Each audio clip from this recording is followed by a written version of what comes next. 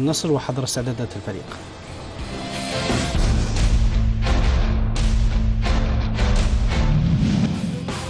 بطموح استغلال عاملي الأرض والجمهور وحصد النقاط الآسيوية الثلاث، اختتم فريق النصر لكرة القدم تحضيراته لخوض مواجهة الاستقلال الإيراني غدا بحصة تدريبية ترفيهية.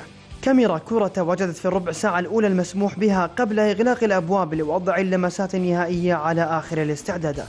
الأستاذ سلمان القرايني مدير عام كرة القدم في نادي النصر. أستاذ سلمان، غدا مباراة النصر في الآسيوية، كيف ترى استعدادات الفريق للمباراة؟ أولا بسم الله الرحمن الرحيم.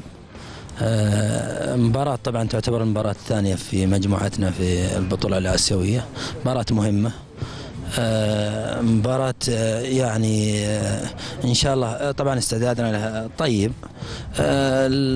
جت بعد مباراة كان أدانا فيها يعني ما كان بالصورة المطلوبة، فأتمنى إن شاء الله أنها يعني تعكس صورة الفريق من جديد، واللي بدأنا به في المباراة الأولى في أوزباكستان إن شاء الله أنه يتطور الفريق إن شاء الله.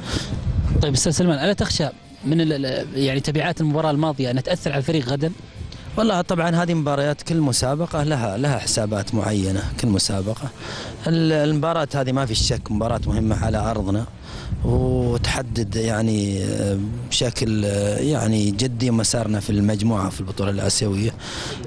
مشكلتنا في تداخل المسابقات شوي مشكلة صراحة، يعني حتى يعني تجي للاعب مثلا المسابقة هذه، لا إذا صار مثلا عنده عقوبة في المسابقة هذه ما يلعب في اللي بعدها، فهذه أحيانا تسوي حتى ربكة للجهاز الفني. يعني إذا كان المباريات المحلية ولا على أساس أنك تستقر لك على تشكيلة يكون فيها شوي مزعجة العملية هذه. لكن بالنسبة لنا مباراة الآسيوية مباريات يعني لها طابع خاص. مباراة الآسيوية تعتبر مباراة دولية بالنسبة للاعبين، يعني على أساس تدخل مجال الآسيا. الحمد لله بدأنا بداية جيدة في البطولة، نتمنى أن يعني أنه يستمر الوضع هذا، المستوى يكون تصاعدي في نفس البطولة هذه. أشكرك أستاذ سلمان، شكرا جدا.